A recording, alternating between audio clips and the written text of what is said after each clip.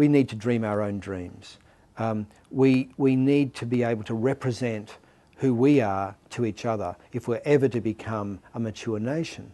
And I don't think that it goes without saying that that is the case. Every major nation have major media dedicated to representing themselves in both dramatic terms, in informational terms, in comedic terms, across the whole spectrum of broadcast genre.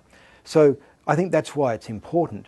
And why is the kind of regulation that we have to preserve and facilitate and encourage local content necessary? Well, mostly it's a classic case of market failure. That is, that the cost of producing our own content will always be far more expensive than it will be for the commercial networks to bring in American and other content that has been paid for in those vast domestic markets of, say, the United States. So a high quality program like Friends, for instance, can be sold into the Australian market for about 1/10 of the price that it costs to make a series drama here.